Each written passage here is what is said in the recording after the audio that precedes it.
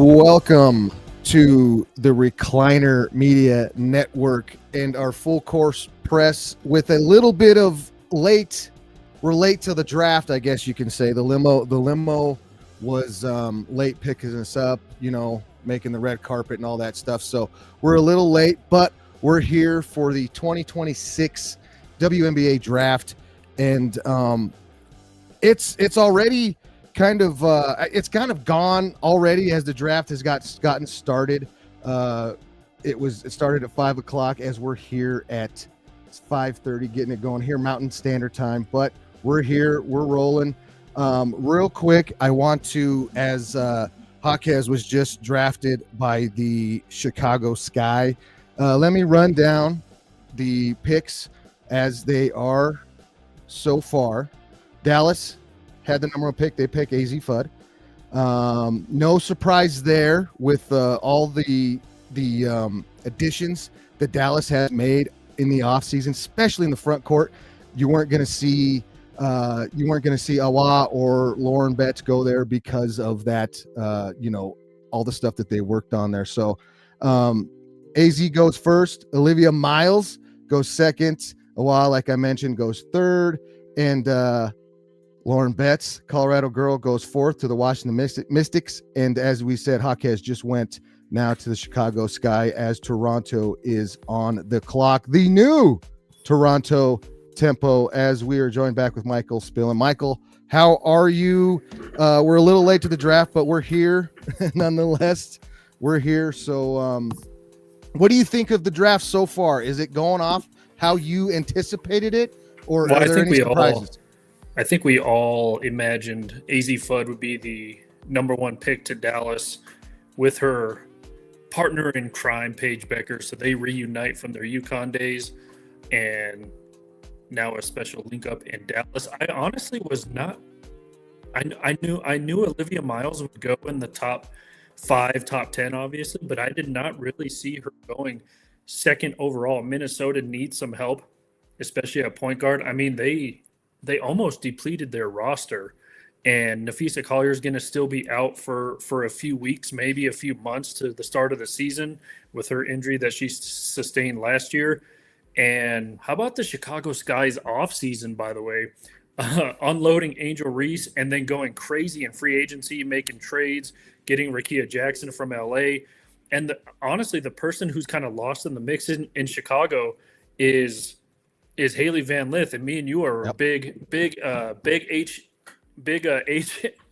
Van Lith fans, and I was hoping she'd get more of a run, but Chicago really setting themselves up for something special this season. Yeah, and there's a lot of questions like what were they going to do around Reese? Are they going to, like, what does this look to? I'm sure we'll get into this some point as Toronto just made the pick. Is the pick come in? No, they haven't made the pick yet, have they? No. No. I'm sure we'll get more into this. But what does it say about Angel? Like, Chicago could have built around her. They got Haley last year. They got rid of Mayberry. There was a couple additions that but they never really kind of focused on going through Angel, and then they trade her. And then now they start to make additions. Now they add Rika. I love her. She's one of my favorite players in the WNBA. So they bring her in, and Chicago making moves. So it just makes me wonder how they really felt about Angel Reese and like, is there something there, or did they just kind of want to rebuild, But that was Chicago really doing some things in the offseason. Yeah, exactly. And I love the back-to-back UCLA picks with, like you mentioned, Colorado connection. Lauren Betts going to Washington. Already going to see if I can order her jersey tonight. And then how about Gabriela Jaquez going to Chicago as well? So that's where we are kind of left off. We still have a couple of UCLA people on the board: Kiki Rice, Angela Dugalich, and Gianna Neepkins also as well. And don't forget about Ledger Walker, another UCLA Bruin who kind of projected maybe a second round pick, so we might not see her in this first round. But a lot of UCLA Bruins on the board, and two of them have gone already from the national championship. It's cool to see. I'm interested. Obviously, you can see my hat. I'm not in my normal podcasting space, which is why we cannot play the draft live with you like we have done in years past. But I was hoping, and all the mock drafts I saw, Matt, had Gabriel Jaquez going to the Indiana Fever. So we will see who they are able to land. They made a lot of moves this offseason.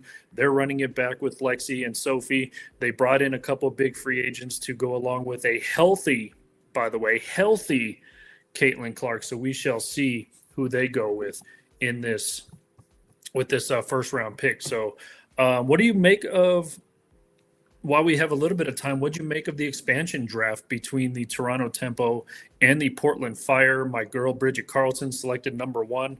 I was kind of on the fence about that. Remember, I got a Sarah Ashley Barker jersey for the LA Sparks, and then she gets plucked by Portland. I'm like, oh my goodness. So I know those expansion drafts. Yeah, those are always interesting to see how they go about it and what their mindset is, how they want to build their team through the expansion draft. So that's always something to see how that goes. We were worried we were going to lose some of our favorite players, like last year.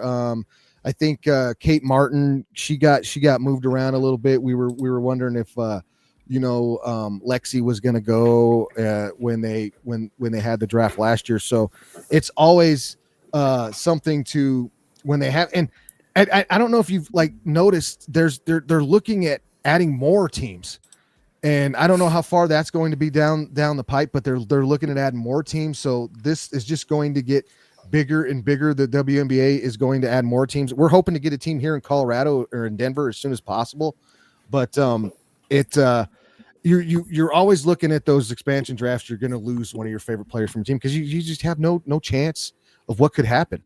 And don't they got with the NBA? Don't we got one coming up? Or did they already do that? Do what? That NBA expansion deal? Don't they got something like that? Aren't we doing Yeah, something I think it was. Yeah, and Kiki Rice goes to the Toronto Tempo. So glad for Kiki.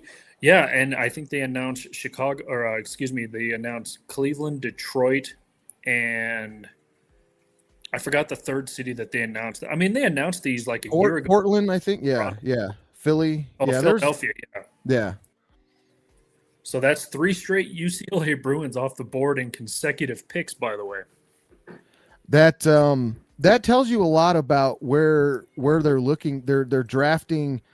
Because I was kind of shocked to see, and I hope I'm saying her name correctly, Owafam. I'm not even going to try, but because I just don't want to say the name. I was shocked. I was shocked in a sense, but not. I mean, it's Seattle Storm, so they're looking that could be a piece that they can build off of. But everything else is like. You're looking at AZ Fudd, who was with a perennial powerhouse in college basketball. Olivia Miles, who is TCU, they're starting to become a collector of portal girls, because they got Van Lith from LSU, and then they got what's her name, Bella Hines just left LSU. She's going to TCU, so they're getting there, and then you got the champions with back-to-back picks. So yeah, that's you're crazy. starting to see, you're starting to see like the continuity, the 4-year starters, the 4-year teams been together that long. You're going to start to see that. Yeah, and the expansion draft was pretty crazy. We were going to do something for the expansion draft, and it literally happened in like 20 minutes. Those picks. Oh yeah, it was quick. Yeah, so now we have Kiki Rice obviously going to the Toronto Temple. What did you make of Washington taking Lauren Betts? Do you think that's a good fit for Washington? They lose Big Mama Steph, by the way. Stephanie Dolson signed with Seattle. Seattle, another team we'll have to get into here shortly because they, with this new CBA that was kind of signed in the offseason, and thank God it was, because you see the money being thrown around now. Jackie Young, I think, was the first official lady to sign $1 million contract. I know we were kind of laughing on text about Kelsey Plum, $999,999 contract. Like, they really couldn't get her an extra dollar in there to make it $1 million. But right. Yeah, glad that's happening. But we mentioned Seattle. Gabby Williams gone. She goes to Golden State. We mentioned Big Steph going there. They lose. I always butcher her name. She goes back to the LA Sparks. I'm not even going to attempt to. I'm not even going to attempt to do that. But the Portland Fire next on the clock. Yeah, and I just on the Mystics, like I was Lucy Olson's on that. Like, they're just stacked. There's Sonia Cintron's on that team, Kiki Irfan, and now you throw Lauren Betts into that mix with that's like, I mean, that team is going to be something to behold next season. That's all I can say. But I'm just curious to see now if we're going to start to see, Flagey. Is this somewhere for Flagey? Is this somewhere for Raven Johnson? Maybe. I don't know if I feel like Flagey could be a good person, a good player to have here with Portland, a good face of the team. Kind of situation with Flagey. She just dropped a new track. I don't know if you heard that, Mike. She just dropped a new track. You got to check it out. I did not see that drop. But you know how much I love Flagey Johnson, and she's one of my I try not to call female basketball players dogs. But she's just got that, man. She just goes and goes. She gets downhill. She's got a great mid-range game. She was really aggressive this season, and I think this could be a place for her. Yeah, we'll see where the Portland Fire.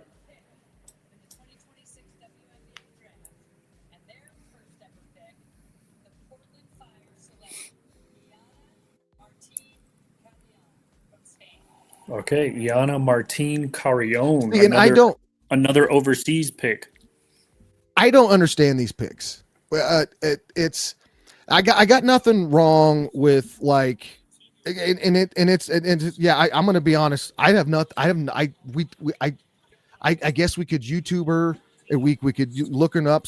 I mean, we could figure it out. I don't know. Maybe she's the Spain's, Caitlin Clark, something like that situation. If you're going to compare, but when you look at these overseas female basketball players, and it's basically essentially pro basketball over there, but you can't tell me that it's not comparable. And I don't have firsthand experience with overseas women's basketball, but you can't tell me that it's not comparable to college basketball here. So when you see this, I just felt like, Flagey is getting overlooked here.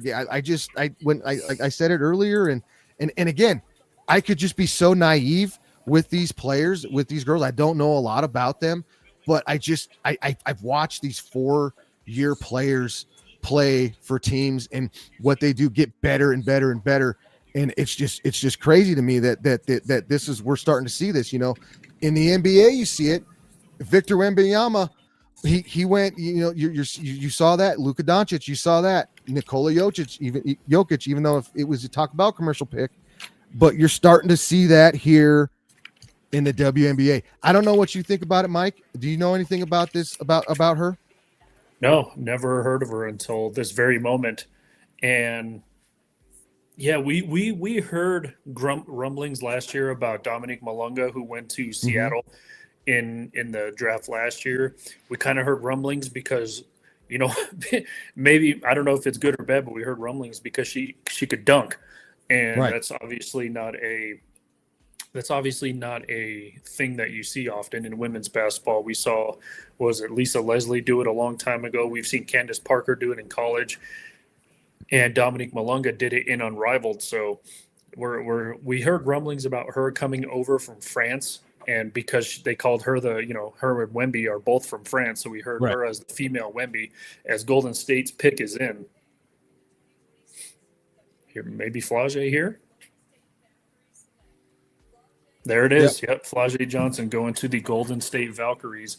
And speaking of Golden State, how about their expansion year last year? Sold out almost every single game, playing where the Golden State Warriors play. And yeah, that's tough to do in an expansion team. First expansion team in history, mind you, in the history of the W to make the playoffs as well. And you mentioned Kate Martin earlier. She's kind of been a fan favorite. She was a fan favorite with Vegas. She's a fan favorite with the Valkyries.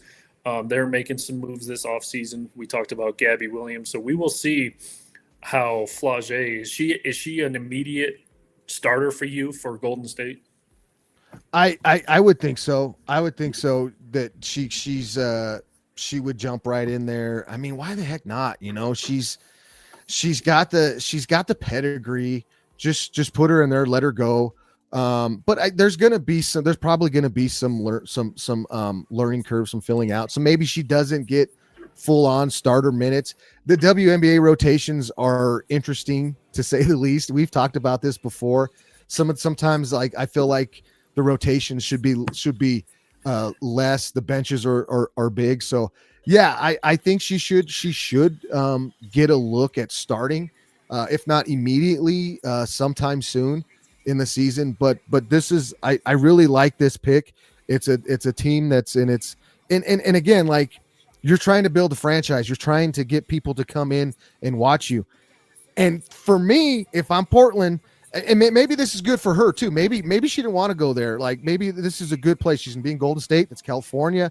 It's going to be a good spot for her to, get whatever she's got going on. So maybe this is a win-win for her too. But as far as the organization, I'm just looking at Flage Johnson, and I'm like, WNBA, and let's get serious now. We have a collective bar. We have a CBA. We have all that stuff now. Let's start getting serious and not, but I love this pick. I love Flage. I'm a huge Flage Johnson fan, so I love this pick. And I'm gonna have to order a jersey now, Mike. I'm gonna have to order a jersey. Yeah, I'm a little cautious ordering W jerseys now because don't forget that there's there's 3 more expansion drafts coming in the next 3 years, so you might see some more plucking, but it's good. I think it's good for the league. A lot of people are criticizing the expansion because of just throwing, I guess, too much out there at once, but it's creating roster spots. Remember a couple years ago, Matt, like some of these girls, you talked about rotations, we're like, why aren't these girls playing? And It's because they have a roster spot now with the growing, you don't have to go and with not only with the growing of teams, Matt, you get this new CBA, you don't have to go overseas to make your money now. And so, people are staying home and stuff like that. And so I think it's good for the league despite what some of the people are saying. And I wonder, there's got to be, I don't, again, we're all reaction, no research, but there's got to be some player protection. You got to be able to like freeze a player, or I would imagine there's something like that, or you have to make players eligible for the draft. So maybe, in this sense, look, there's the GOAT right there, Kim Mulkey. And you got 2 screens going on watching shit. We're doing our podcast. Oh, my bad.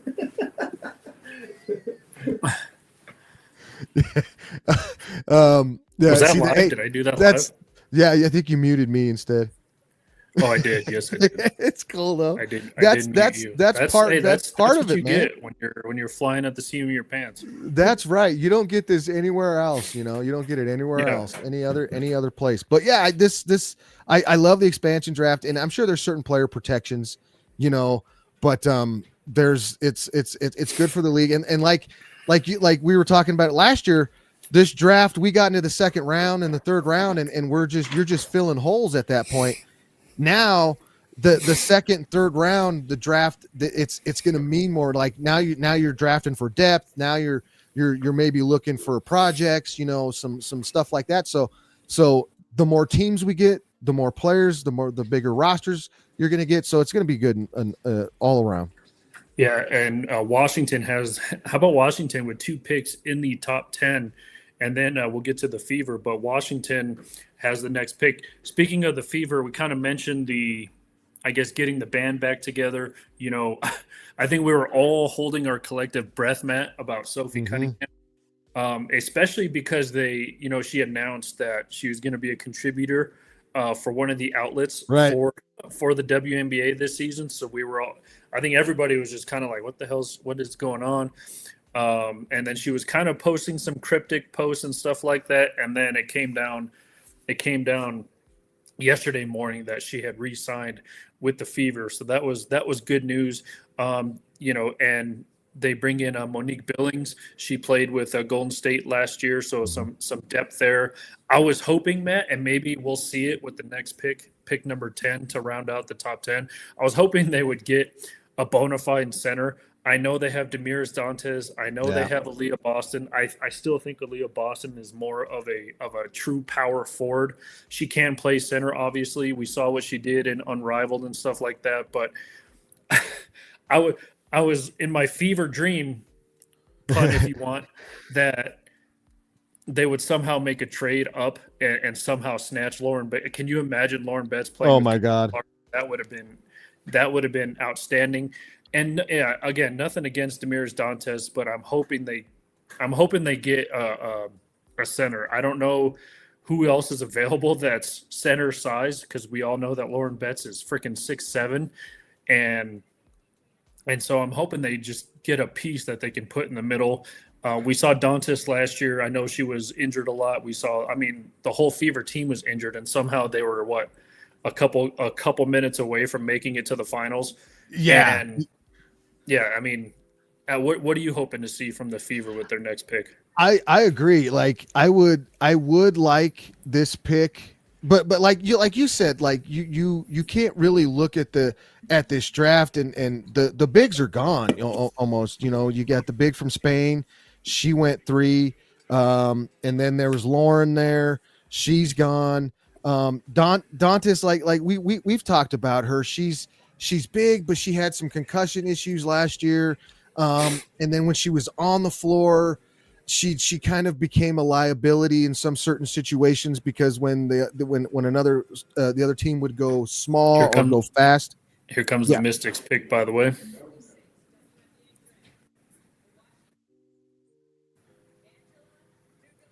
There you go. UCLA Bruin.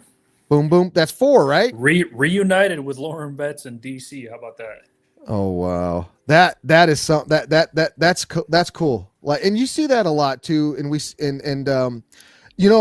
Mike, I don't know if she's a big, but she could be a stretch 3 and maybe a big 3. But Hannah Stolke's out there. Is she worth this pick here coming up here for the Fever? But I don't know if you want to go that high with her.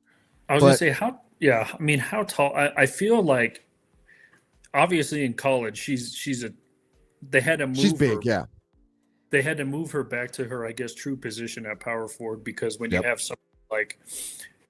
somebody like Ava Hayden, who's the center, you got to move Stolke back to her, I guess, true position, as they say. But I like this pick by Washington. Dugalich, shout out to her for. She was a starter at UCLA for 3 years, decided this year that she was going to come off the bench because they got Gianna Neepkins, a transfer from Utah State. They got Ledger Walker, a transfer from Washington State.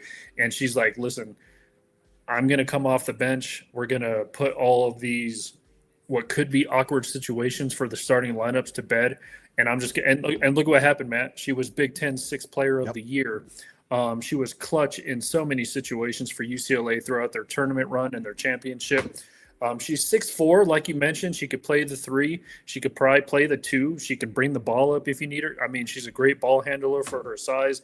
She can hit those. She's a 3-level scorer, if you ask me. She can get to the rim. She has a mid-range, and she obviously has long range in her arsenal as well. So I like this pick by the Mystics. And you pair her and Kiki Irifam with like you can either run both of them at the size that Washington's going to have next year with Citron. She's a big guard, So I know we're an Indiana Fever household. My wife's a huge Indiana Fever fan, but I am really Whew. Mystics are number 2, man. I have Man. a Citroen Mystics jersey now. I'm And I'm like about to have a Lauren Betts one. I'm gonna get something. I might have a Citron. I might have You a got it. I Betts. mean, I'm probably gonna go Betts because she's you got to Colorado. go That Betts. represents You got to Colorado. go Yeah. Betts. The Colorado I'll- connection is strong. but I gotta get Washington might be my number 2 or my other team that I'm gonna really watch. But I mean, just Indiana, the Fever could have used her. Like this would be a great pick for Indiana here if she would have fell one more. Yeah, and I'm trying to, in my mind, trying to piece together Washington's starting 5, and think about it. Jane Melbourne, by the way, signed with Seattle, so they lost Big Mama Steph and Jade Melbourne.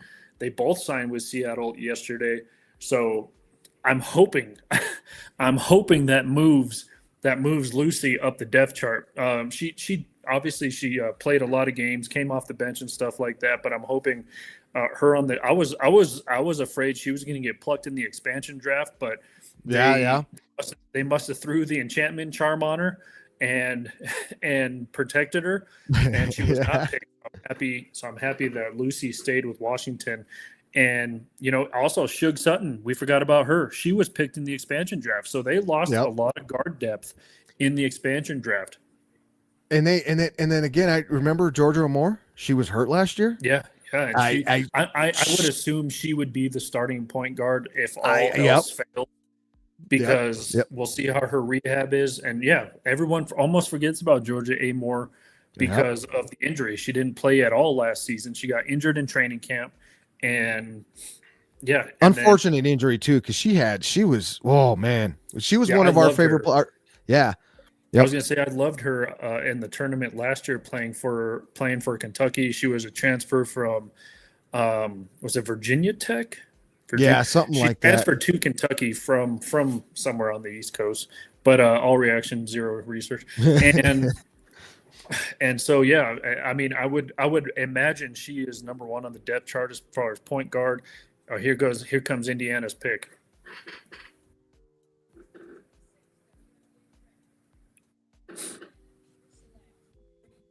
Raven Johnson, how about that? Oh man, what does that do? I mean, I like she can play. She's a big guard. I feel like she's bigger than. Go ahead. Sorry. I was gonna say she's 5'9", which I believe Cece is what, 6 foot? 6 foot, 6 foot, maybe 5'10", 5'11" on the low end. Yeah, depending on what Nike she's wearing. But yeah, I think this kind of I don't want to say it throws a wrench into the works, but I mean, if anything, it adds depth. Obviously, you want Raven Johnson to start right away. Obviously, I believe she was a 5-year college player, wasn't she not? Yeah. She was really she was there for. I feel like she was there because she was a COVID. I think that's where she got that from. But what does this say? Didn't they just like Kelsey Mitchell is coming off of I mean. She was a big part of what Indiana did coming down. She was a big part of that. Does this affect? Is this a depth move? It has to be because you just brought up Kelsey Mitchell, who just got the Supermax deal. So you would imagine Kelsey's at the 1, Cece's at the 2, Lexi at the 3. I'm assuming.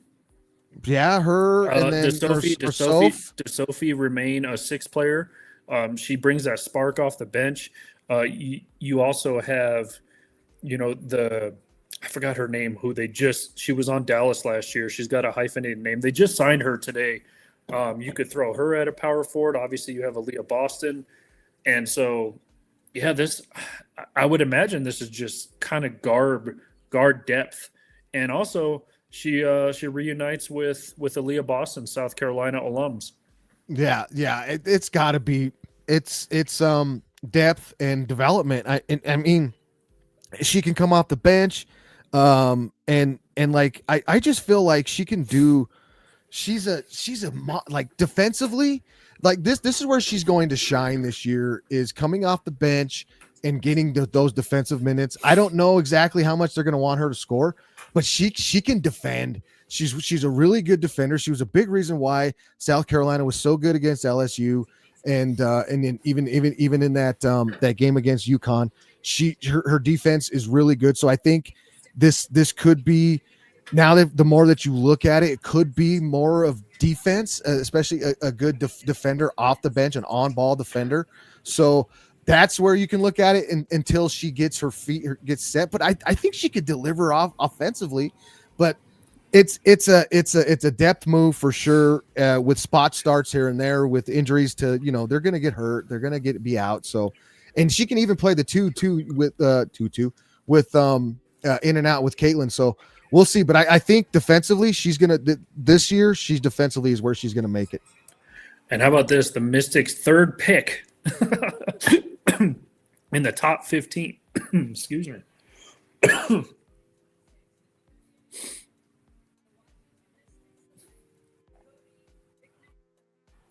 Cody McMahon I remember her, she played a lot of games for Ohio State. If you remember if you remember those Ohio State Iowa matchups in the Big Ten, and she was almost a Hawkeye killer in college. And it seemed like she took the loss to Iowa last year personal, and she's like, screw it, I'm transferring. She goes to Ole Miss for her senior season, get some strength and power in the middle of that lineup. And we were just, I'll go back to the Fever in a second, but this is a good pick for the Mystics after losing kind of a bigger body in Steph Dolson.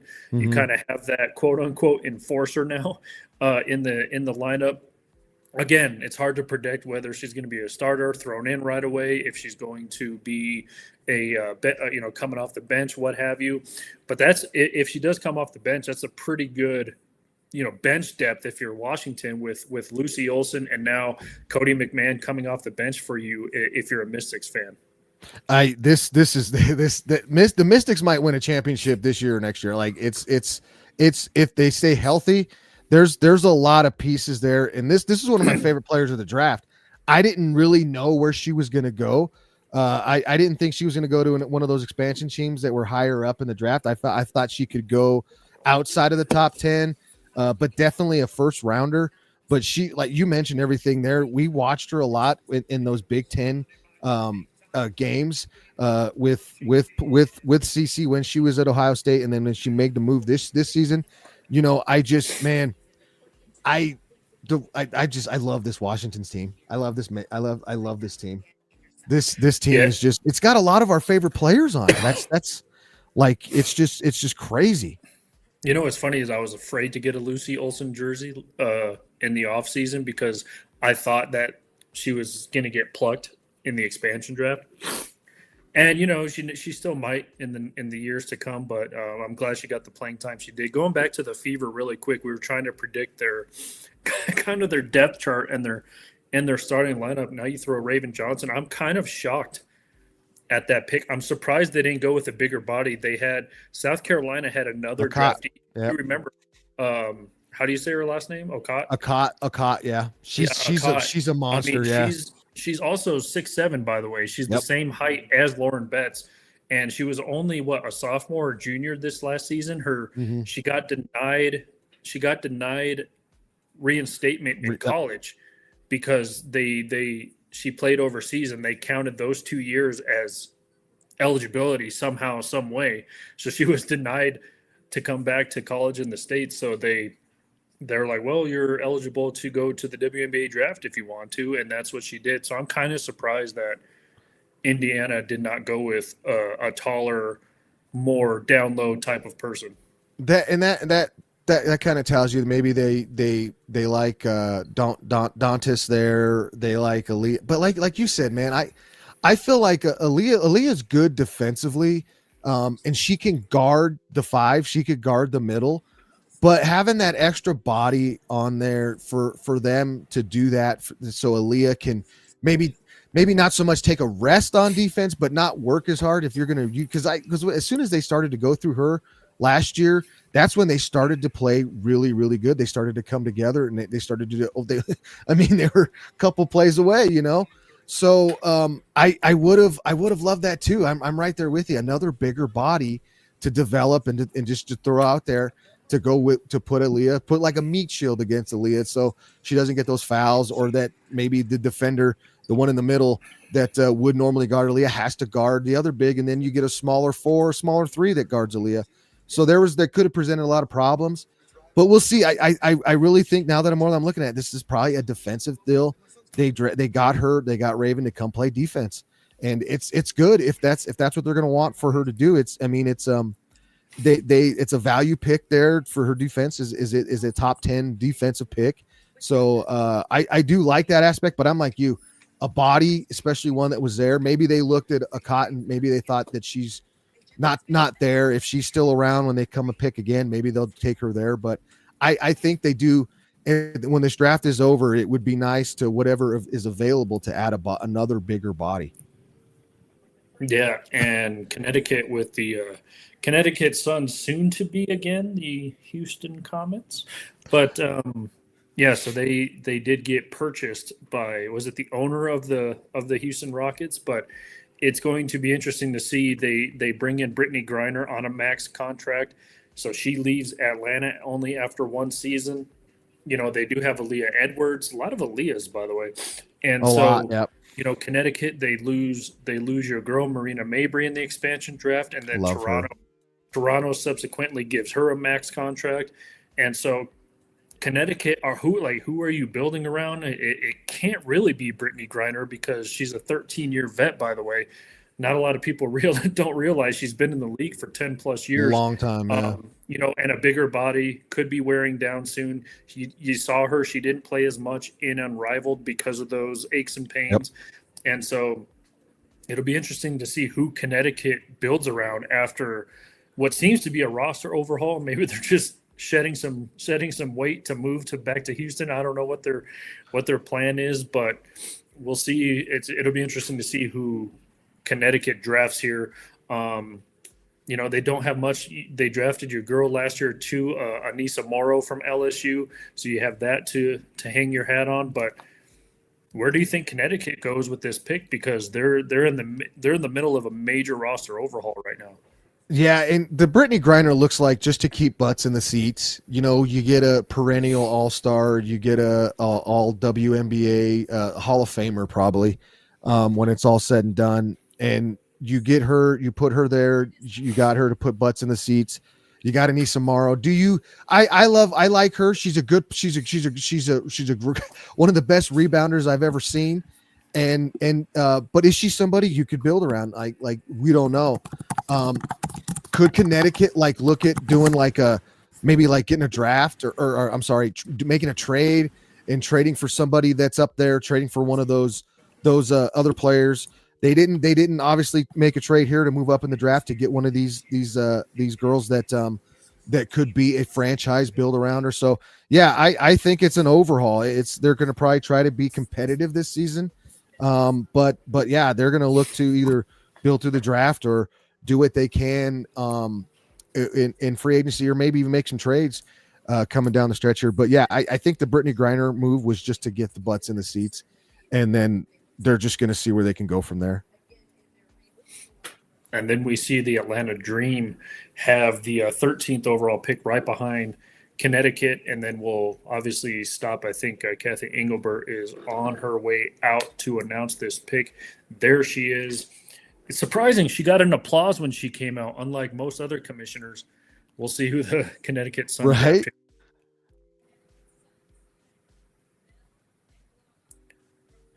Another foreign pick, Nell Angloma from France.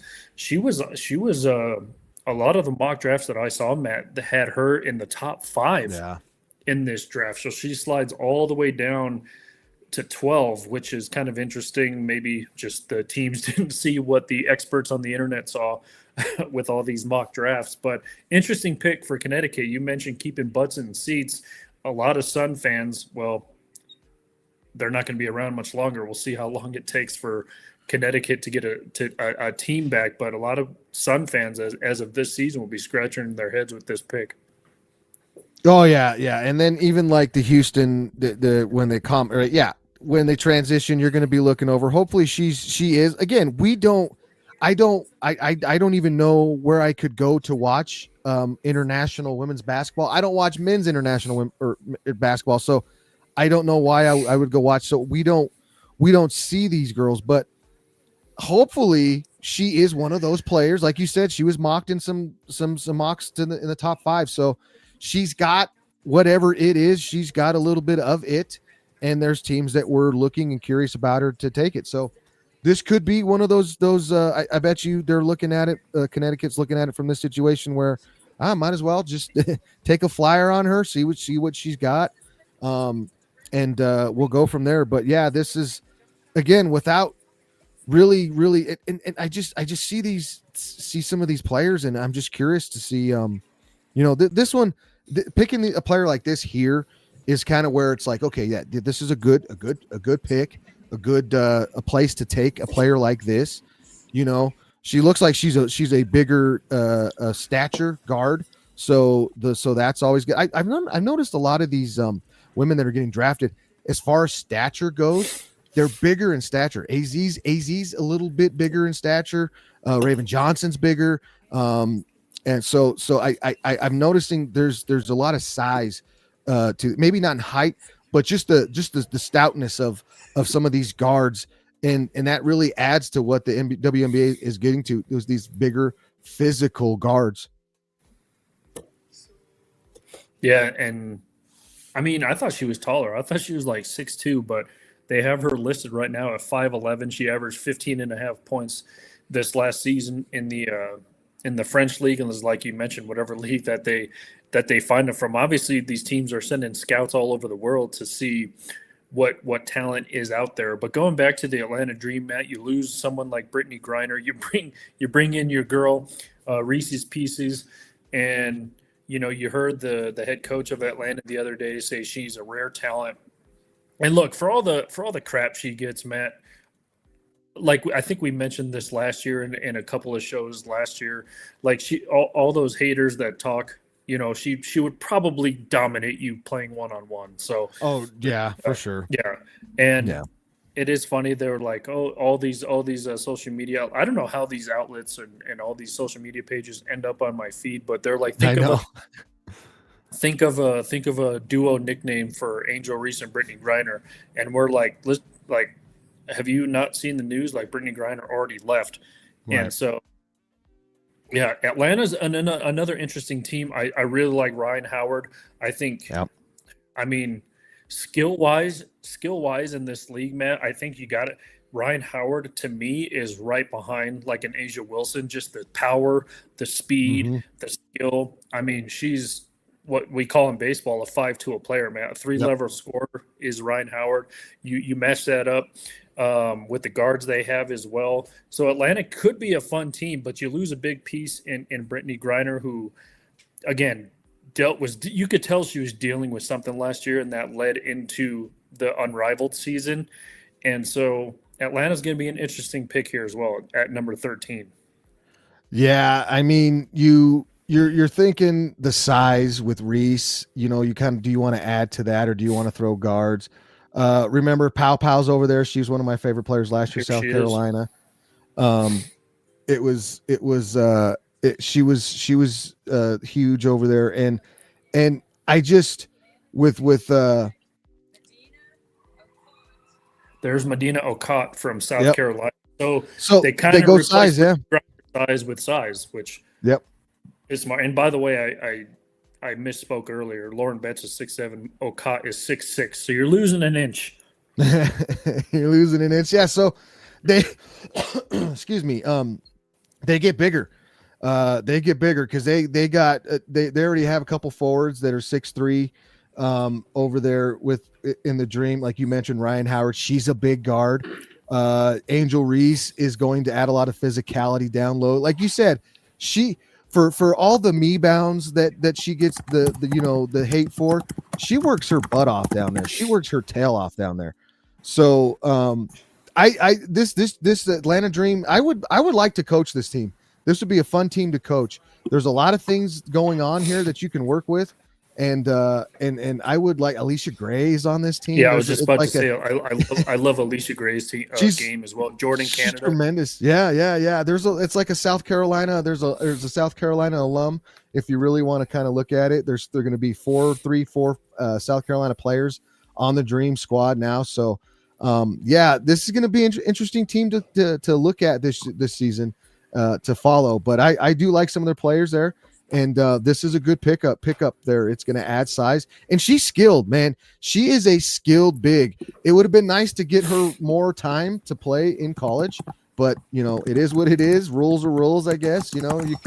You can transfer from a team every season, but you can't get more eligibility due to play. But I get it. I guess. I don't know. Seattle is the next pick, and like we were kind of saying earlier, they're kind of retooling things, and they break up the stud buds. How do you break up the stud buds? By the way, Natisha Heidemann goes from Minnesota.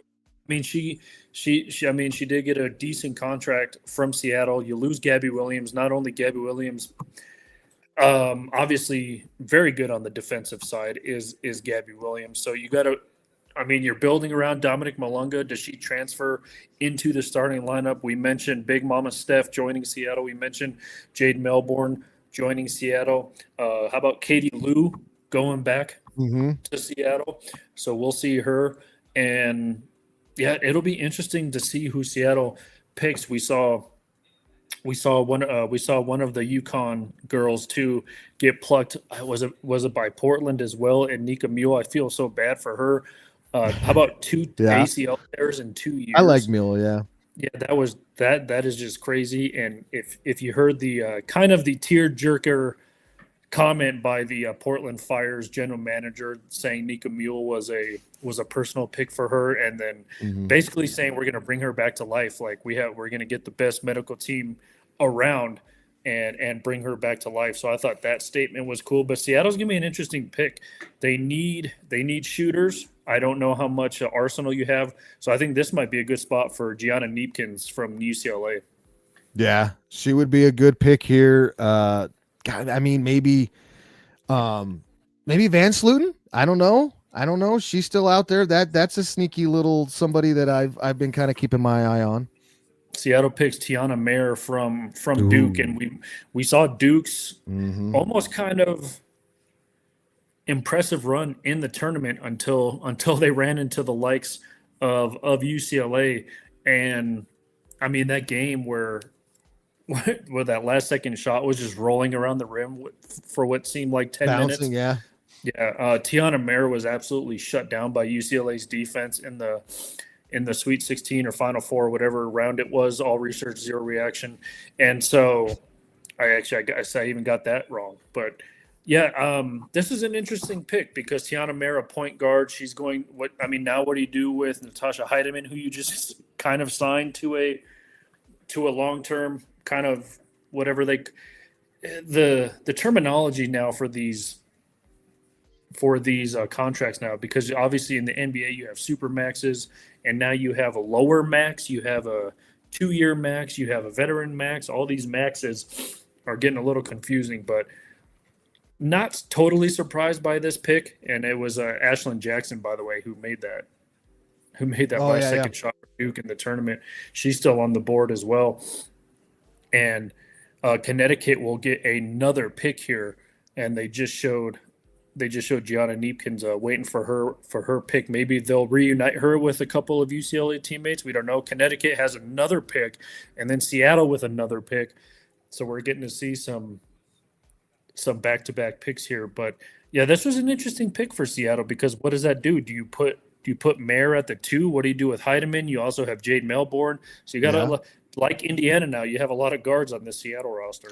And I like Indiana. I think this might be like a defensive move. She's somebody that can handle the point if she needs to. Like if you need to get one of the girls out of there and you need to get her in, she can play defense. You can trust her on defense. You can trust her not to make a mistake. She's very fundamental. And I think that's what this move is, kind of very similar to and there goes Gianna Neepkins going to the Connecticut Sun. Yeah, and like to finish up on the Mare pick, it's very similar to the. I think Ravens more. She's I almost said Mo Betta. She's better offensively and more just the ceiling's higher on offense, but the defensive side of things is very similar to those picks. Crazy that the fifth UCLA player picked in this draft. So there's only one left, by the way. There's only one senior left, and that is Ledger Walker. So again, she was kind of predicted as a second round pick and transferred from Washington State, as we mentioned, dealt with a lot of injury.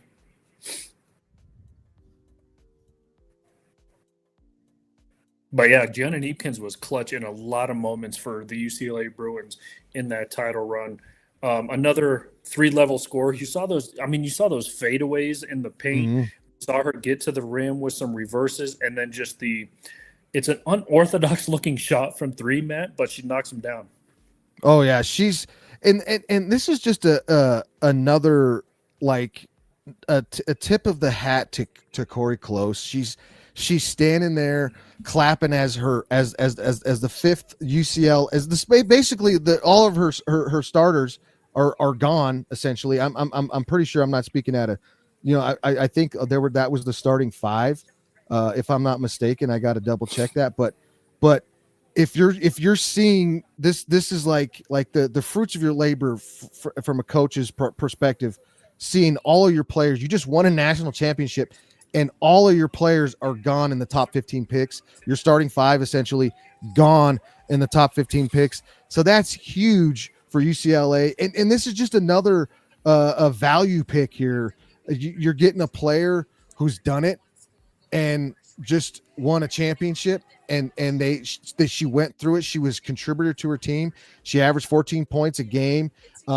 She rebounder. She was almost close to 5 rebounds a game. It was the things that these guards can do from UCLA is just more than just scoring. They do more, and they're team oriented. So it's a really a tip of the cap to Coach Close is what you're seeing here with all these UCLA girls going. Yeah, so we'll see where Gianna kind of fits into this. We mentioned Brittany Griner, Aaliyah Edwards, Anissa Morrow. There's basically your starting front court if you're the Connecticut Sun in Brittany Griner, Aaliyah Edwards, Anissa Morrow. They also have Sonia Rivers, who who was kind of devastated that they broke her and Marina Mabry up. So we'll see her more. They also acquired Diamond Miller in this offseason. But besides that, Matt, kind of a depleted roster. So I think not only did Seattle need scoring and that need for a shooter, something like that, Connecticut needed that too, because you have all this presence inside with the size of Griner, Aaliyah Edwards, and Anissa Morrow. Now you have someone who can stretch the floor. If you're Connecticut, you're almost running your offense inside out. You get it down to the post, you pass back out. Gianna's going to be there to knock down a three. Yeah, that's a great point. Great point. Inside out, and just build it around the shooters and build it around, the that inside out game is, and you can see that this is how some of these teams, when you really look at it, they're building how they could build their team through the draft and what they're looking at. Yeah, so Seattle once again next on the clock, and then Portland. So we're kind of seeing double, triple dipping here in the first round. And like we mentioned, Seattle probably need some shooters. Do they go size? Do they go kind of middle, in the middle of that front court with a smaller forward, a power forward? Do you think that Dominique Malunga transitions into that starting lineup? Because we did not see, she came off the bench a lot of times last year for the Storm. And like we mentioned, you bring in Stephanie Dolson. Does she come off the bench? So they might have some issues in the front court depending on who they draft here next. So this is going to be an interesting pick for Seattle as well. And it's like, if you think about it, is it kind of like a good problem to have, and that's something that you can figure out through rotations. You can figure out who plays better in this situation. When I want to do this, or I want to do certain things, so I need to have one or the other in. So it's kind of like a fun or a I don't it's not fun for a head coach, but it's a good problem to have because you're trying to plug two good pieces in to make it work. Yeah, so we'll see who they get. Nico Ngumbawale, by the way, was the other Seattle Storm player that left and went back to the LA Sparks. Has a championship ring from the LA Sparks back when Candace Parker was roaming these grounds as well. So it'll be interesting to see, again, how Seattle navigates through losing a lot of these key pieces. And that was interesting last year. Like I know they brought a Goombawale in to kind of like take a lot of pressure off of Paige, because she's more of she can score, like she can fill it up. She's somebody that I didn't feel like that was a good matchup with Paige because you didn't need to do that with Paige already there because you want Paige to do that. You don't want another player to take pressure off when you want to give that to Paige. So I felt like that was interesting when they signed her last year. I didn't totally agree with it. I understood it, but I didn't totally agree with it. So to see her go, I think is just going to be good for Paige. Yeah, and we didn't even really talk about Dallas's roster after picking AZ Fudd. Obviously, we kind of touched on her and Paige reuniting, and how about Alana Smith getting paid by the Dallas as well, getting that max deal, co-defensive player of the year last year with Asia Wilson, and so you bring in that size that you need in the middle. Dallas is looking to, I mean, maybe aside from Paige Beckers last year, kind of an embarrassment when you think about it, because so much is tied between Paige Beckers and Caitlin Clark. Caitlin Clark made the playoffs as a rookie in Indiana, and she missed 31 games last year. Paige Beckers could not wield Dallas, if you will, to the playoffs. But this year, I think they're going to be a real contender with the additions. And not only that, they still have Arike down there as well. Yep. Skylar Diggins is there with her. Marta Suarez from TCU goes to Seattle. That's a good pick because we're talking about needing shooting. And she also hit some clutch shots for that TCU team as they made it to the Elite Eight, and then obviously fell short. But yeah, kind of that small forward, maybe can stretch the floor a little bit, but I see her planting her right there in that small forward position. She's tall. She's 6'3", so you got some size finally down there for Seattle too, with some range and stuff like that. I don't know if she's a 3-level scorer, Matt. She obviously has the range. She can get inside. We didn't really get to see a lot of her mid-range on display in the tournament, I feel like, but I like this pick by Seattle. Yeah. It's going to add some size to her. She's physical. I do like, but I think in the beginning, she's going to be, like you want to see if she can get that mid range going, but she's going to turn into like a spot up corner, type of situation, until she feels she gets the speed down, until she gets the understanding of where she can get to the mid range, where she can get to her shot, if she can create her shot still. But I think she's going to be one of those spot up shooters in the beginning, and then maybe another person that can have size for Seattle. But I do like this pick as well. I do like watching her play. That TCU team, like I brought it up earlier, they're sneaky good. And I was even hearing, I don't know if it was official, but I know Bella Hines is going there, and I was even hearing Crooks. She might be going there too. So the coach, off the top of my head, the coach skips my the name of that coach skips, but he's a good recruiter because he's a good transfer portal recruiter. Yeah, I was going to say everyone seems to, when they transfer, they go to TCU. It almost seems like they haven't had like a 4-year player on their roster. Yeah. It just seems that way. And Marta Suarez, she obviously chose there to go her senior year. Olivia Miles chose to go her senior year. We saw it last year with Haley Van Lith going there. Yep. And so they acquire a lot of transfers. So Marta Suarez. I mean, 17 points a game last year for TCU. 47% from three. That's a type of shooter that I think Seattle needs. Oh, for sure. And she's in at the beginning. This is what they got her here for. So that's what they're going to have her do. I guarantee you, they're like, have her go stand in the corner, have her go stand on the wing, have her, come up on it in transition and hit her on the top of the key. One of those situations. She does like to shoot a lot from the top of the key. So I do like this pick. I do like this pick. And this is going to be another team, that Seattle team too, is if they're retooling, they're bringing back some, they got like I mentioned, Skylar Diggins is there. You mentioned Owegbunwale going back, because there's Owega Mike and there's Owegbunwale. There's two of them that are, because there's Chine, there's the different the sisters. Have you noticed that there's different, like, those names? There's like three of them out there. But anyway, they got that Seattle back, and they're getting them set up, and I do like this pick for Seattle. Yeah, and we were only going to do the first round, but I did not realize that was the first pick of the second round. I didn't even realize it either. So if you're cool, Matt, we'll go to pick 20 with LA, because I do want to talk about their roster. Yeah, I do too, because our a personal favorite player of both of ours, we should see a lot this year. So there's a trade. Oh, boy. And it just happened. So Flage goes to Seattle, and Marta Suarez, who was just drafted by Seattle, goes to Golden State. So that was kind of a shock.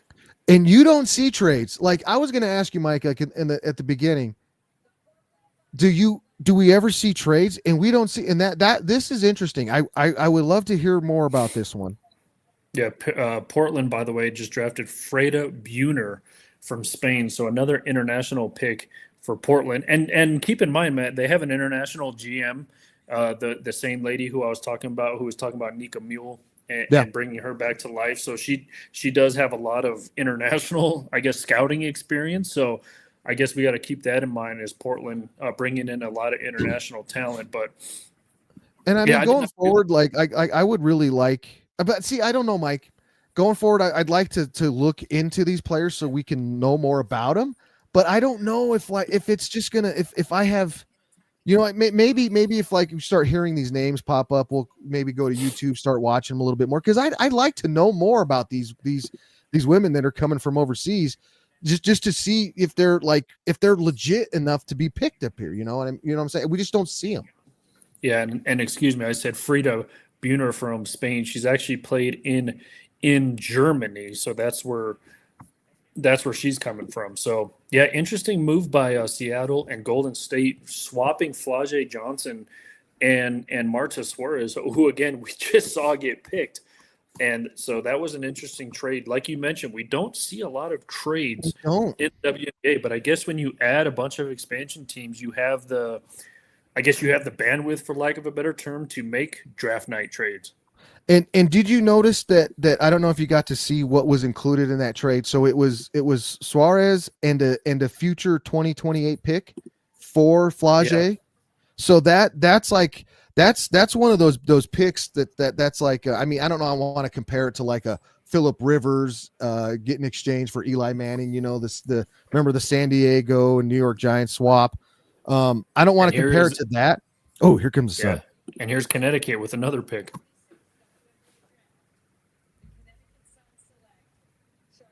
All right. So Charlize Ledger-Walker from UCLA. All 6 Bruins are picked. 5 in the first round. Charlize goes in the second. She's going to be reunited with Gianna Niepkin. So some familiar faces in the locker room. We mentioned her transfer from Washington State. Played her senior season, obviously, at UCLA. Dealt with some injuries as she was transferring over. Missed part of the beginning of this season. And again, when she was healthy, Dugalich offered to go to the bench, and she became a starter at point guard. Ran that offense efficiently. Her and Kiki Rice kind of ran point for a little bit, and then Kiki and Ledger-Walker can both play the 1 or the 2. So, and like you mentioned, credit to Corey Close, who she just hugged on her way up the stairs, for managing those seniors and playing time and stuff, and it worked out well. Definitely. And again, you're getting you're getting the Connecticut Sun are getting a player, a plug and play player, a turnkey player. You're getting a player that has experience in multiple aspects of playing basketball and who just came off of winning a national championship with a team that she had to battle back for. She's again a theme of the night I've been talking about. The size of these guards, they're bigger guards, they're more physical guards, they get downhill, they beat you up more guards. And this was kind of like a knock on Caitlin when she came out, that her size wasn't going to translate. She's too frail. But now you're seeing the total opposite. The majority of these guards that have been drafted this year have size to them. They're physical guards. And that's what the women's game is going to. It's going to more physical play. And with these guards, they get downhill more. You don't see a lot of the flashy, more dribbling. It's get downhill, plant your foot, and take it up and create physicality. I love this pick, and I love this type of player. And it's just again, like you said, Coach Close is just, I don't know if she's going to take full credit for this one, but she did this season, and she got another good one here. Yeah, we just heard Charlize say she's the first player from New Zealand to be drafted into the WNBA, so that's pretty cool. How about this, Matt? All 6 seniors from UCLA drafted, and there's 4 of them, 2 pairs that are teammates. We saw Lauren Betts and Dougalis go to Washington, and we just saw Neepkins and Ledger Walker go to Connecticut. So not only do you win a national championship with these girls playing with them, and then you get drafted to the same team with at least a familiar face. So not only did they make history, by the way, by being, 5 seniors drafted in the first round from the same school, but now some of them are playing with each other. So kind of cool. Oh yeah, this is why why we it's gonna change, because we got the expansion teams, but this is another reason why I like the draft, because now you're looking at to try to really look at where are we gonna get bench depth, are we taking flyers and stuff like that. So and then you get to see players that play together. They played in college together. Now they're gonna get to play on the same professional team together. I wonder how much Paige Becker's.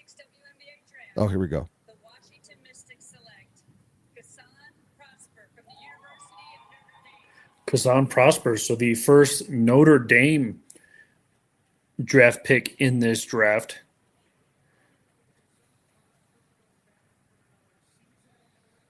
Uh, 6'3", so another lengthy guard.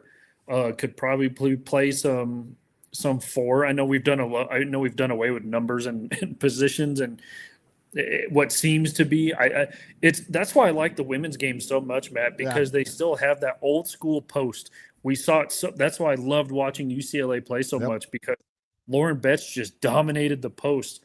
And you saw them run their offense. We talked about inside out with what Connecticut probably has to do this year. Now that they add another shooter, by the way, in Ledger Walker, and now they're adding some shooters. But yeah, it seems to be that way where just that old school post. That's why I love the women's game so much, because they still stick to that. Obviously, you can do that in the NBA. You can do that with a Jokic or a Wemby, but hey, those guys are shooting 2 to 3 3-pointers a game as well. You do not see.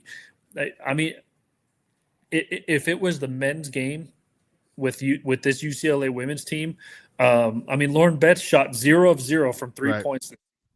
Like, you're just not going to see it.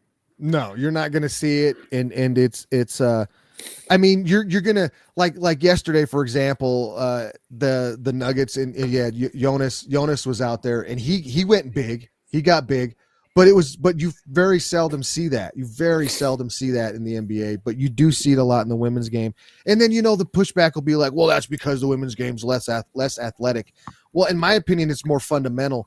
It's more precise. You have to hit things right in the women's game than in the men's game, where you can get away with more athleticism, and so it's all different. We can talk till we're blue in the face about it, but I do agree with you. I do love the size and then how they go true with the bigs. And another thing I want to make another point I want to talk about too is just want to bring up how good is Notre Dame, or how good could they have been?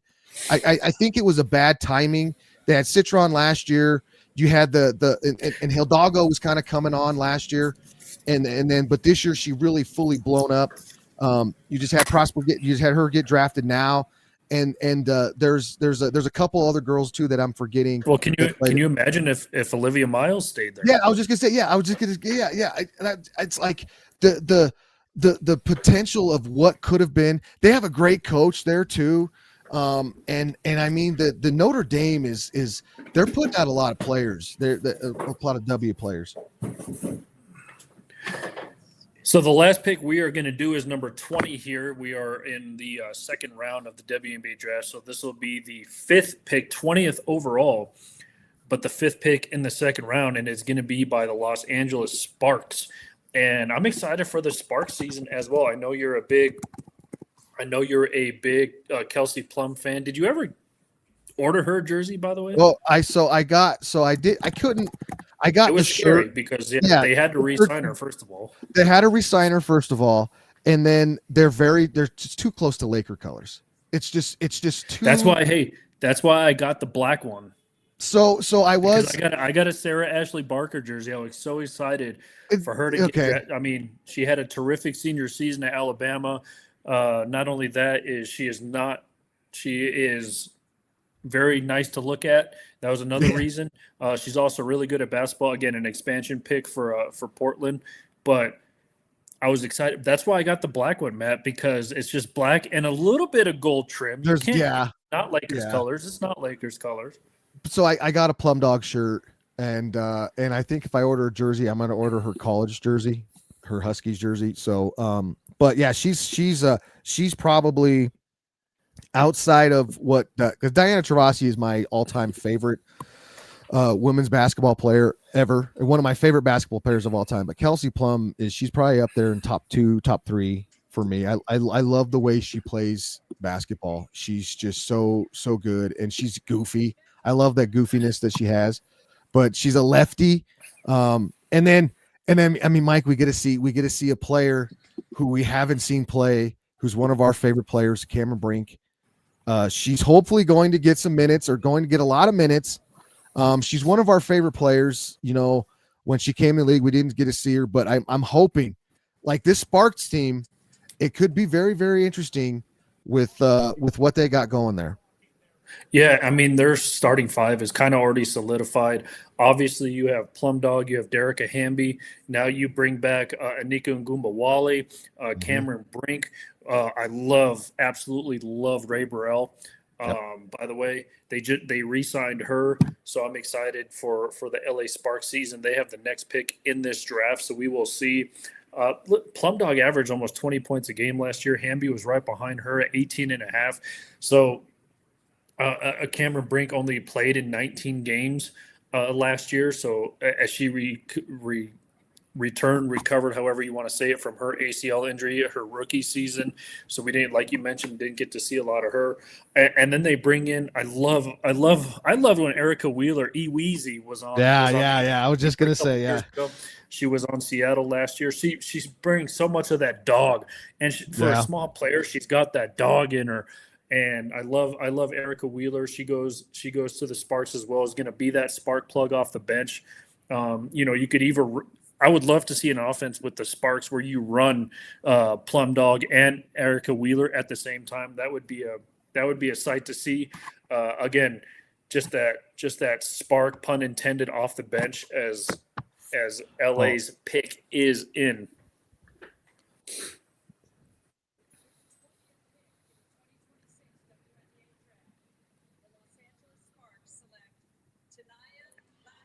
I like this pick. Tanaya Latson had an outstanding season for South Carolina, by the way. Had a terrific NCAA tournament. Her and Raven Johnson, who was picked earlier, were really the dynamic duo that South Carolina needed. Unfortunately, they ran into a brick wall in UCLA in the national champ. I mean, I said this at the beginning of I told you that UCLA was on a mission this year, by the way. Yeah, you did. And and they just steamrolled everybody in that tournament. But I like this pick because I was just about to say, as we were going over LA's roster, Matt, that they really don't have a weakness. I mean, they got great depth. I mean, they got great depth coming off the bench. You add Latson to that, kind of a smaller guard, 5'8". She could play that two off. Erica Wheeler at the 1 and Latson at the 2 coming off the bench. We talk about dynamic duo. That'd be pretty cool to see for the Sparks. Oh, and you said it too. Like between what KP and Wheeler do, you throw this into here. Oh man, it's gonna be fun watching this team. Like it might be the Showtime Sparks, like Showtime Lakers. It might be the Showtime Sparks, and she can score in the mid range. She can get to the basket. Defensively, she's sneaky. She's scrappy. She is extremely scrappy. Which KP scrappy, Wheeler scrappy. So they just throw another. It's like they throw another scrap or another type of player into that, and the Showtime Sparks. This could be fun to watch this team play. I was sad to see Rika go because she was one of my favorite players, but I'm excited to watch this team and see what they do this year. But I love this pick too. I agree. I love this Latson pick. Yeah, so we will see what the Sparks do. Like you mentioned, Adams Adet. Like I said, they might be the most complete team outside of, I want to say Washington now, because Washington just got a hell of a lot better. So we'll see where the holes are plugged. We were only going to do the first round, but we decided to go to the Sparks because I did want to talk about their roster, and they just added me too. a great piece to it. Chicago does have the next pick if you're interested to hang around, because they had a absolutely outstanding offseason. Yeah, we'll do that. We'll see this last one, and then that'll work. Yeah, that'll work. Let's see this last one. I mean, you look at Chicago's roster. They signed Skylar Diggins. They traded for Rakia Jackson. They signed Dejanay Carrington. They signed Azura Stevens, who was on the Sparks last year. They traded for JC. I love JC Sheldon in college, by the way. The feisty battles between her and Caitlin Clark, not only in college, but that translated to the W as well. And so her and Sophie going at it. Yeah. Yep. Yeah, and then I just Letitia love you can't do that, and Caitlin's like, yeah, I can. That was super cool to see. And then they bring back Courtney Vandersloot, the 15-year vet. And then again, where does Haley Van Lith fit into this? I wish. Did they change the coach? This is why I'm glad expansion's happening, because I want to see her as a starting point guard on a team. Didn't they fire that coach too? I think so. Because I couldn't stand that coach, because I felt like he didn't know how to use Haley. He didn't know how to use Haley. Because he was the dude that had the man bun, right? That's all I remember. So Chicago's pick is in. They just drafted Latasia Lattimore from Ole Miss. So the second Ole Miss player drafted in this draft in the top 22. So that pick is in. So did they get better? Did they do an addition by subtraction, getting rid of Angel Reese? What you're really seeing is they decided that Angel Reese wasn't a piece of what they wanted to do. Forgot to mention Carmela Cardoso holding it down in the middle, by the way. That's right. Because remember they went double bigs on that. They got Reese and Cardoso. Now it's not the Twin Towers anymore. It's not the Twin Towers no more. So Camilla's still there, and I agree with you. Skylar Diggins is one of my favorite WNBA players. Yeah, she's tremendous. Talk about scrappy and having that dog, by the way.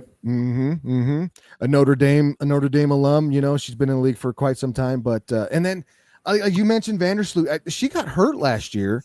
And that was a big reason why they went downhill. Bad knee injury too. Yeah. I just think I think that they figure out what they're going to do with it, because Haley can run the point. She can do things if you let her run it. You don't, like, people think that she needs to score, that she thinks she can run it.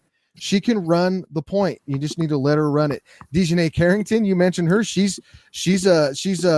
I was watching a show, and it was it might have even been, that Aaliyah Boston and I just forgot her name. She just it's Candace Parker? Candace Parker. That Kate, yeah. Do you ever see that show? I want to say it was on that show. It was one of those shows like that, and people were calling her an asshole. They were saying Dejanay Carrington is an asshole, and I was like, I could see that. I could totally see that when she plays. So yeah, I do like this college team or the Chicago team, I should say. And I think they might have gotten better getting rid of Angel. And that's nothing against Angel. You and I both have we both think that Angel is a good basketball player. She gets more crap than she deserves, I think. But this is kind of looking like that Chicago may have got the better end of it, you know. And I mean, Angel's going to go and do her thing in Atlanta, but still at the same time, this Chicago looks pretty damn good. Yeah, and then we just saw the 23rd overall pick, 8th pick in the second round. Tiana Key from Kentucky goes to Toronto. Ashlyn Jackson, who made that game-winning shot for Duke, goes number 23 overall to Golden State. And we just saw Chance Gray from Ohio State, so another Big Ten. I mean, Big Ten is representing well in this draft, especially when you have 6 UCLA Bruins going all that was cool. I think I would say that's probably like the highlight of the draft is seeing all those UCLA Bruins go in the top. By the way, I checked, and Lauren Betts jersey's not on sale yet, but I'm gonna keep my eye on that one. You're gonna keep, yeah. I mean, I got to get one of those. It's definitely gonna be something that I get. I got to get. I might get, and a team we haven't talked about is the champs. You know, we haven't even talked about the Aces. Oh yeah, because Vegas doesn't have a pick in like the first 2 rounds. Because right. Yeah, how about Notre Dame alums, by the way, all got $1 million contracts in Jackie Young, Marina Mabry. I forgot who the other Ogumbawale, who plays with Dallas, got a $1 million contract as well. And also Jessica Shepard leaves the Minnesota Lynx. I forgot where she signed, so excuse me for that. Zero research, all reaction. But she also got $1 million contract. So Minnesota, another team we haven't talked about because they haven't had a draft. Well, they had an early draft pick, an early pick in this one, didn't they? Yeah, early one. Yeah, because they selected Olivia Miles. So they're kind of retooling their roster. We mentioned Nafisa Collier kind of hurt and banged up. They lose Bridget Carlton, who was the first pick in the – I love Bridget Carlton's game, by the way, as well. She got plucked by it was funny because they were saying – because Bridget Carlton, she's Canadian, so she plays for the Canadian national team all the time. And they were like, damn, Portland wasn't letting Toronto draft a Canadian, I guess. But she goes to Minnesota, another roster overhaul besides – and there's all these memes out there as well with, Nafisa Collier at the podium. Remember, she went off a couple times about the seat, stuff like that. So they have her sitting at the podium all pissed off and saying, I did all that work to get you guys money, and I'm the only one left in Minnesota. That's fun because they're pretty close from winning. Didn't they win it a couple years ago? I feel like at least a couple while. Seasons. They made it to the finals 2 years ago. Oh, okay, that's what I'm thinking then. And the coach, I can't remember the coach, but she was Shell really Reeve, yeah. So yeah, man, they might be retooling, you know, and that Miles pick is good. So, but we'll see. But yeah, those are a couple teams we haven't talked about. We talked about the Sparks. We got to talk about them. So yeah, and again, they're kind of cruising through. I mean, we just saw 4 picks go by in God knows how long. Justine Prissot from Vanderbilt, she was a highly touted player. She goes to the Fever, another shooting guard, by the way. So they're going to have more guards than they know what to do with on the Indiana Fever. Saffron Shields from Australia, she goes number 26 overall to Toronto. And then I'm going to butcher this name, Ines Pitarch Grenell from France, a shooting guard, goes to Phoenix. Another team we haven't talked about either. They re-signed Alyssa Thomas. They brought back DeWanna Bonner, and so they brought back Sammy Whitcomb. So we'll see. It's going to be an interesting season, but it's been fun going down these draft picks. India from North Carolina also was just selected by the Atlanta Dream, but yeah, I'm excited for the season starting in a couple weeks. Starting a couple preseason starts the 25th, 20 something like that, and then we'll go right into the season. I mean, yeah, I'm pumped. I know the wife and I are looking at making a trip to Vegas to try to go catch some Hey. games. I know we've talked about it. July, the weekend of 4th of July, Vegas and Indiana are playing. Oh, that's right. Isn't there one too where we were looking at it? Yeah, we gotta sit down and look at that. But I want to, until they get us a damn team here, we got to go out there and go watch. Hey, it's kind of hinging on the new Denver Summit soccer team. So we'll see how well they do, and that might determine a WNBA. I mean, come on, the Cronkies, you can afford a WNBA team. Just bring one here. Well, heck, we got the Pinners buying up everything now, so maybe they can bring us one. Shoot, Side note, Jeez. I'm really glad. I'm really glad that they. Hey, how about 100%? Can you get 100%? Oh, I know. When can we be majority instead of minority? When can we be majority leader or majority owner? Yeah, I'm with you there. So, yeah, but this was fun. Yeah, I can't wait for this season, man. I'm pumped. Yep, that's going to do it for us here on this edition of Full Court Press, the live 2026 WNBA draft coverage. Don't forget to go to all of our socials: Facebook, X, Instagram. Subscribe to our YouTube channel at Recliner Media. Go to our home base, reclinermedia.com. All our on-demand stuff is on there, including Pro Wrestling Daily and Between the Lines. So all the articles and blogs on there as well. And yeah, we'll be back hopefully to discuss some WNBA this upcoming season. Excited for that. For Matt Mascarenas, I am Michael Spill, and we will talk to you next time.